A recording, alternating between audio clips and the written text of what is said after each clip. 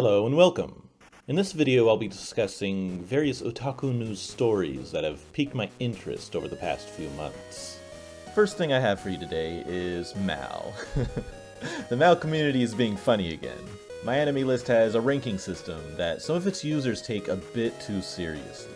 The community went in an uproar about Full Metal Alchemist Brotherhood's #1 spot being taken by new anime Kaguya-sama Season 3. This isn't the first time, something like this has happened. In every case, Mal users have attempted to stymie every attempt at any new anime taking Brotherhood's #1 spot.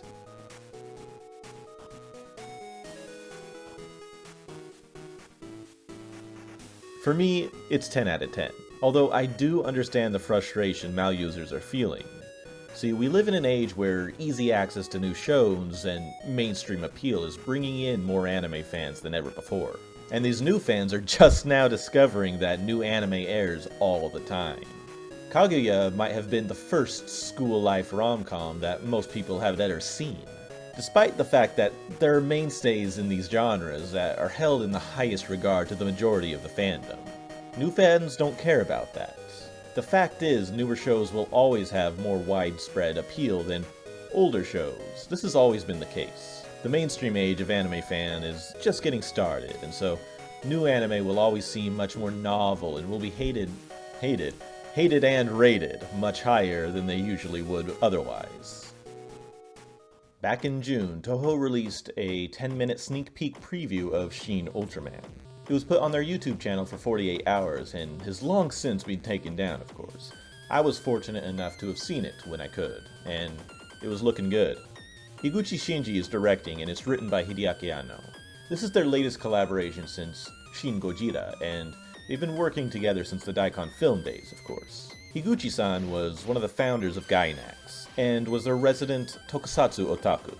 The main character of Evangelion, which was originally a tokusatsu-inspired mecha anime, was named after him.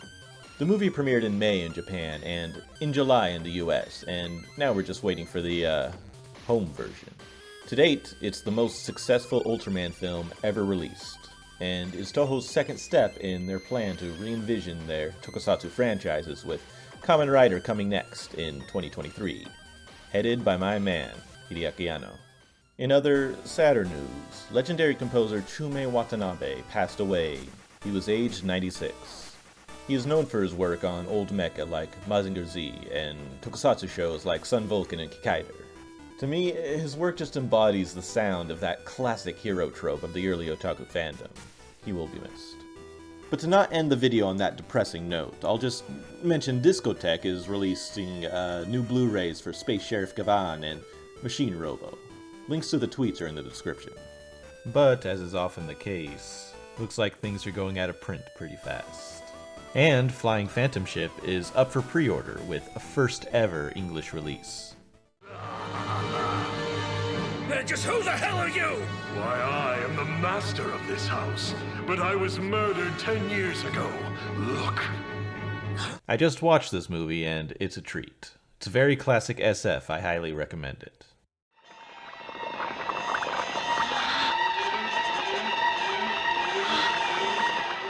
Now, as a sort of otaku community highlight, I just want to talk about this channel. Has anyone else noticed this guy? Every time I look up a cool mecha song, I find one of this guy's videos. He's been uploading banger after banger MADs for cool old mecha songs, and it's very frequent too. Despite being AI-assisted 4K, it still looks pretty good. These MADs are so well done, it seems actually professional, as if this is the official music videos for these songs. Just really well done. He seems to have made some videos in Chinese and different channels for different AI 4K projects. Good work, man. Thanks for uploading these. And that's all I have for you today. I know a lot of this is pretty old news by now, but I figured most of it was interesting enough to make this video anyway. I'll see you next time. Take it easy, everyone.